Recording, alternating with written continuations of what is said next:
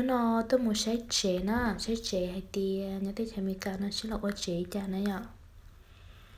cụ tôi thơ cho bỏ thế xưa thì cụ tiết xài tiền cụ không muốn nhận khởi chia tao sai thia muốn nhận cho tao họ nói nên tôi tao bỏ đồ lo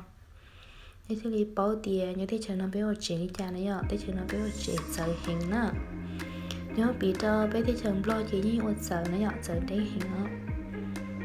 chỉ nên được muốn sai xe là ô đi chả nó thế cho nó chê là chuyện đông lên nó xí nữa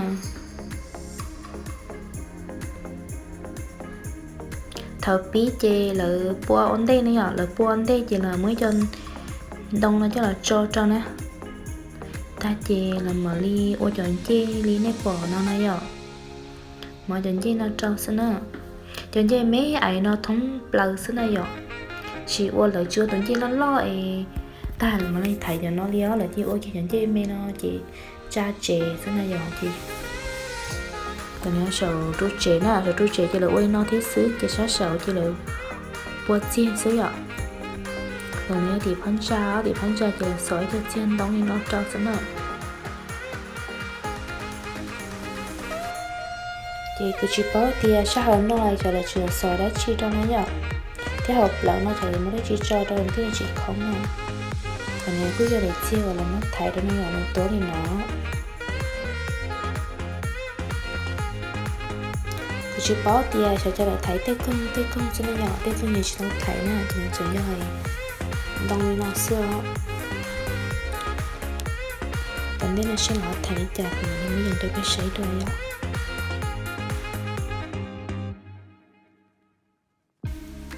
là nó có gì nó khó trong nguồn chia mà tôi sẽ đầu rộng này nhở chị xong nói nhở tuần chơi là khó trong là chị lo đi nọ xưa nè lo đi nọ xưa nhở họ đôi chị tí ăn chơi mấy ai sao tuần nhớ sao họ tụi tân ra này nhở tụi tơ họ nói chị lời chế cho lo họ nè thằng là qua thằng là chỉ tao về bôi để chế cho lo họ chị làm đi muốn tỏ rất trước cho tuần đông họ cá nọ này nhở chị làm nên chia cho dễ trâu nó chuyện thiên rất trưa nè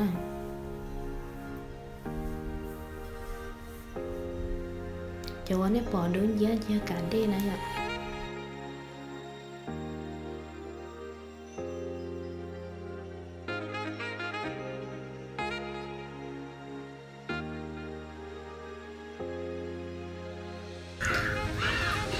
cho ít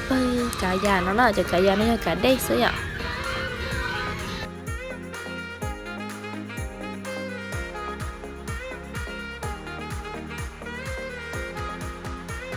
để nó chơi có gì khó trong tầm tôi sáng đầu rồng này nhở tôi sáng đã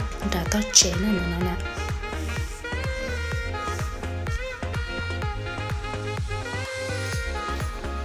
để nó chỉ ăn chia tôi một tôi sáng bể kế ạ để mua chả đi mua lúc hôm năm nữa nó nè lúc ấy đây đó sắp từ nó thì lúc ấy đây đã đi này nhở họ lúc đứa là nó thì đứa ủa tới sáu giờ lúc trời lạnh á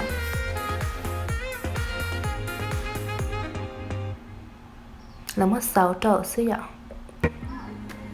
họ sẽ tìm nó chỉ liệt sẽ ít lúc trình ruột tệ cho chị thông một tuần tên nó chị ít lúc ra bơi ạ nhưng không ra bơi nữa thì chỉ mà lại có một thấy tay nó thế thì chỉ tao tiền ạ chứ còn đây là sẽ là rồi thấy đi chặt mà đi mới nhận được cái sẽ được tụi nó bây giờ nó khó trong hoàn chỉ là một trò học trẻ nữa chỉ là một chị tụt tan tay nhớ kia để sáng lao nó nè sau nó chỉ là sáng ó vậy chị tụt tan tay rồi nó là nó là chỗ ấy thun ra thầy tụt tan tay nó thiết tới xin mà tới xin mà nó chỉ tao uống nè thì là đây sẽ là ôi chặt mà đi mới nhận được cái sai là chị có gì không sành nữa cái không sành cái không nhỏ mà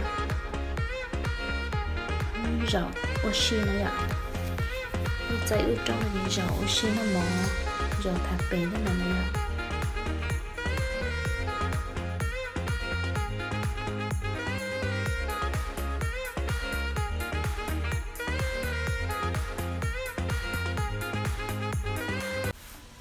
bé một sáng sáng sầu sẽ trong đi chả nè sáng sầu nói chị trong nói dọ tụi tan đại chị là bữa xe nó thì trong đi nói dọ là bữa nó nè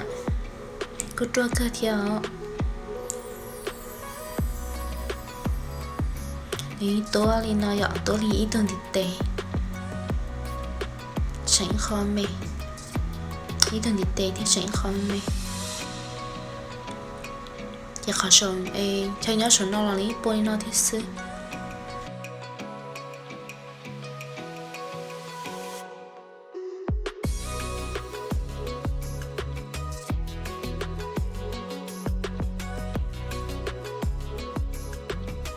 cho nên nhớ sống tốt chế nè sự nói giờ tứ bỏ ta là tới xin mà chuyện bọn đông ổn đây xưa giờ thì sao bỏ chỗ bỏ đó nè mà theo nên sai sáng đầu thì chúng ta đấy ạ nếu sao chế sẽ sầu tốt chế nè để bỏ ta chỉ trong nói ạ sẽ nói rằng gì trong nó nhớ cho chiên tôi cái dạng khẩu sữa chỉ cần thế nào là mình đi mới chỗ bỏ cho lò bỏ cho nó giờ rồi muốn lò bỏ tôi cho nó mà dàn ra cái sấy luôn nè cái này sao hậu ạ sao hậu chế rồi nó nè đi sợ tí cho nó mẹ là một thông là thế sự chế rồi nó ạ bữa chị bảo tiền cho cha tết công là sợ là tới chị tết công mình chỉ tao sợ này ạ chị chia sẽ cần tết nên là họ sợ đi trả mà chị rồi mình mới dành được cái sấy đôi nè là nó giấy tuân tu từ tua này ạ từ tua nếu là nó chuyện chia bỏ nhớ sát hậu á còn mình chỉ nên khí lưu chia bỏ sát hậu này ạ thì chị mà là chừng chị tao sợ nè chỉ là muốn đông nó sợ đây chứ tao nói không đã đây ạ không đã đây nè thì là một giấy non để giữ chỉ bảo tiền tận thế nào sẽ lợi dụng mua đi chặt đi trơn này mình nào cứ hiểu ra đây thế ạ là nó sẽ lợi dụng đi chặt đi trơn là gì còn mà đi mới nhận được cái sấy đôi nữa là nó cứ rồi sẽ đã tôi chế nó dọn là tôi chế thì ai cũng đâu trời nó thế nào thì cứ cho nên là cho cuộc sấy chế nó xưa tận thế nó sẽ là ô đi chặt gì nó thì mà đi mới thay cho đó nói cho bé tàu say thia hồi thế tàu khởi chia nó giảm vì đó khó tia sợ giờ chúng mới thao mùa xưa giờ tia chúng mới nhận khởi chia thì dù chỉ tàu say chỉ tàu bỏ này vậy cho nên cứ vậy kho cái bao thia này cứ vậy kho dù tuần tao sẽ khởi chia thế nào thì cái gì mới thay cho đó nói nên cứ sợ bỏ lọ như thế bao thì bé ổn chế đi trả nó vậy giờ cô thay đâu phải tư chỉ rong thia hay đâu phải tư chỉ cho họ lo sao xả đi cha nó rồi cô cho hai đứa khó cô bỏ thì xưa nãy cô tư chỉ hay tư bao bao thế nào thì mình chỉ thấy đôi lời đại video